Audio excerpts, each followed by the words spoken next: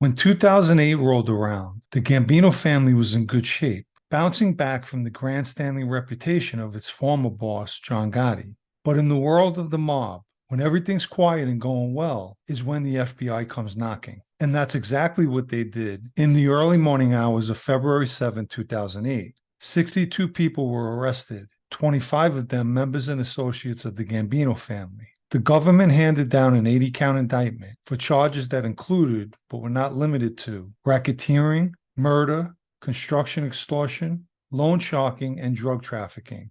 That investigation was conducted jointly by the FBI, the New York State Organized Crime Task Force, the New York Waterfront Commission, the NYPD, and the U.S. Department of Labor. As far as the Gambinos, what became truly the backbone of the indictment against them came from their own associate, a trucking company owner whose name was Joe Valero, who was referred to by most people as Joe V or Joe Andrews. To begin with, as far as his education, Vollaro only attained his GED and held menial jobs like working in gyms in both Staten Island and New Jersey. He also had a job working in construction. Supposedly, he was blessed with a good voice and could often be heard singing. Like most young Italians, he had an admiration for the mob.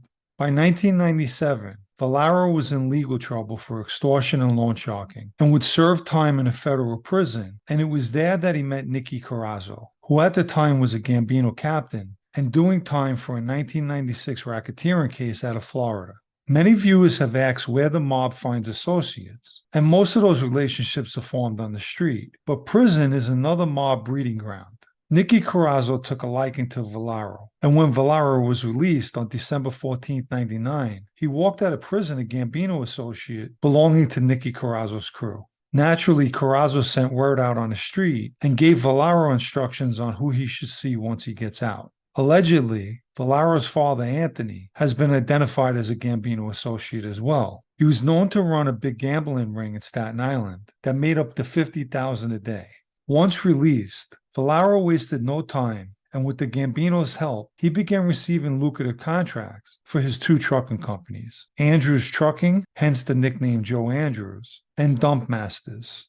Reflecting back on his time spent in prison with Corazzo, it's obvious the trucking companies is what caught Corazzo's attention. He viewed Vollaro as a young earner with two companies, which is an asset. In addition to those companies, with the Gambino's approval, Vollaro opened up a cement company as well. All of his businesses revolved around construction, which is music to the mob's ears. For them, it equates to big money-making opportunities.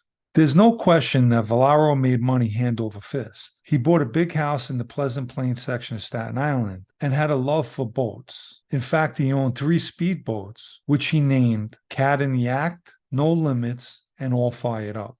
He would eventually sell the concrete company for $1.8 million, but not before getting approval by the Gambino family for the sale, in which they wanted $100,000. The first sign of trouble in the form of extortion came after Gambino captain Tommy Sneakers Cacciapoli collected a debt owed to Vollaro. Afterward, Tommy Sneakers demanded payments going forward, payments that equated to $160,000. Truth be told, as a Gambino associate, if the family's helping you get contracts for your company, it's only natural that one hand washes the other. However, for the Gambino family, Vollaro was their cash cow, and they had every intention on milking him whenever they pleased. In fact, the Gambinos were demanding of him tens of thousands of dollars per month in exchange for business pushed his way. I believe Vollaro had the misconception that they liked him for him. He was sadly mistaken. His appeal didn't come in the form of looks, or his good singing voice, or his personality for that matter. It was what he brought to their table. As they say in Italian, I soldi.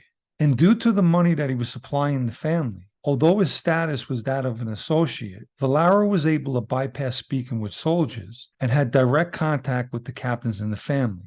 Another one of his misconceptions was he believed he was on the short list to be straightened out, which I'll get into in a moment. There were instances where Vollaro was made to pay debts as well, like to Adco Electrical Corp. Or El Camino Trucking, both Staten Island-based businesses. At times, that money was collected by Gambino member Billy Scotto. Nicky Corazzo was back on the street by 2004, and 2 of the main contracts that he had his hands deep in Vollaro's pockets were the Liberty View Harbor project in Jersey City and the Nascar construction site in Staten Island. In and around 2005-2006, NASCAR executives and their builders, International Speedway Corp., were planning on building a three-quarter-mile racetrack valued at $2.7 billion on the west shore of Staten Island. This was like striking gold for the Gambinos because the initial stages of the project required backfill due to the wetlands that were contaminated by oil spills, and Vollaro's trucks would supply that backfill. At one point, the Gambinos had Vollaro pay $9,000 to two employees of International Speedway Corp., most likely in the form of a bribe. Ultimately, the racetrack project was nixed. International Speedway Corp. paid $100 million for the land and an extra $10 million for the neighboring property, but sold it in 2013 for $80 million. The turn of events in this story took place in 2004. Vollaro became the target of a state investigation and was pulled over one day while traveling on Amboy Road in Staten Island. After state investigators searched his car, they found a kilo of cocaine and he was arrested. What's ironic is, several people witnessed what took place, but nobody questioned why Vollaro was back on the street hours later. He gave the excuse that they didn't find the drugs that were hidden in a secret compartment in his car. Understandably, people were suspicious because he left the scene in handcuffs. Nevertheless, they continued to deal with him out of greed. Speaking of which, it was no secret that Vollaro was pulling in major money. So what was he thinking pushing packages? Most likely, he couldn't resist the quick money made through drug dealing. There's no other plausible explanation except greed. Time after time, viewers will hear me mention that word. It's the common denominator in all these stories, and the number one downfall of the mob, greediness. In October of that same year, an incident took place in Vollaro's wife's restaurant, which was called Doc's and located in the Tottenville section of Staten Island. I've actually eaten the restaurant once when I got out in 2007, and the food was decent. The restaurant was involved in a civil suit over an incident that took place on October 31st, 2004, when Christopher Constantino was assaulted by a Doc's bouncer after he was spotted urinating outside the restaurant. Although it's never been proven, it's believed Vollaro was also involved in the incident. Following his arrest for the drugs, Vollaro agreed to become a confidential informant and went on to wear a wire, which recorded hundreds of hours of incriminating conversations with Gambino members. During several of those conversations, he attempted to get Gambino members and associates involved in drug deals. Vollaro was also assisting the State Attorney General's office with their investigations. I'd like to quickly bring attention to the Super Thanks icon found beneath this video for anyone who'd like to show appreciation for these type of videos that this channel produces. And thank you. As I've mentioned, Vollaro believed Nicky Corazzo wanted to straighten him out, and proof of this can be found after he forgot to turn off his recorder one day and mistakenly taped a phone call with the U.S. Department of Labor agent who happened to be the lead investigator. Vollaro could be heard telling the agent how he believed he was being considered for induction.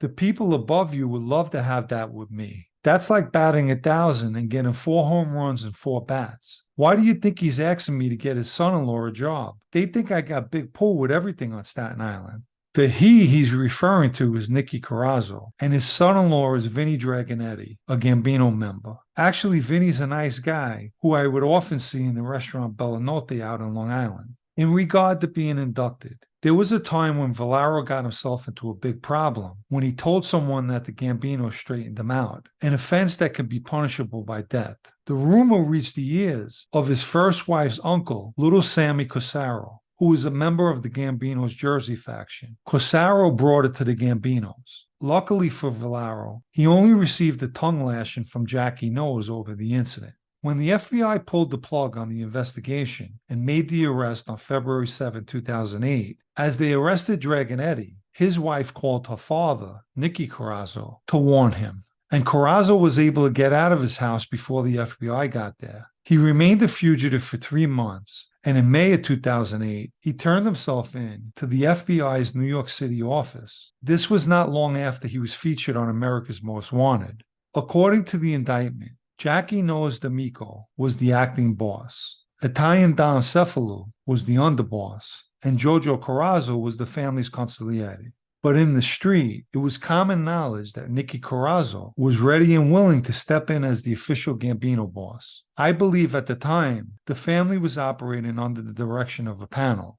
According to reports, prior to the takedown, Vollaro announced to his wife, who was pregnant with twins at the time, that he was leaving and walked out of their house into the witness protection program. Whether she entered the program with him at some point is most probable. But Staten Island didn't see the last of Joe Valero. Days after the takedown, Vollaro was spotted on a Saturday night, accompanied by a woman and two guys, most likely all agents, walking into Mizu, a Japanese restaurant on Page Avenue, which was somewhat of a bold move. After helping to dismantle the Gambino family, in 2009, Vollaro's information, while assisting the state attorney general's office, led to the arrest of a dozen people in connection with a cross-country cocaine ring.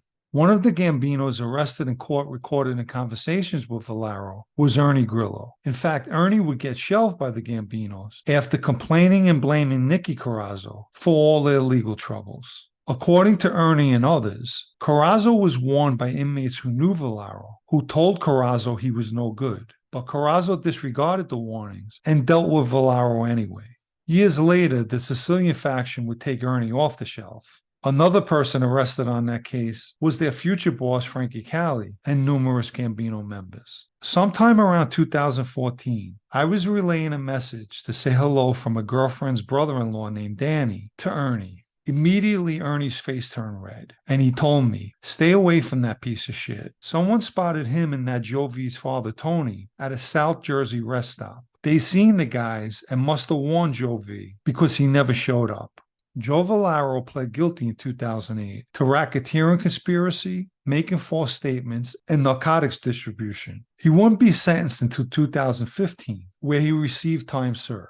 Although it was estimated that the Gambino family took about $400,000 from him, the government and a judge put that figure at $600,000 in restitution that the Gambinos who were indicted had to pay him. Personally, I think he's got a better shot at hitting the Powerball than ever getting that money from them.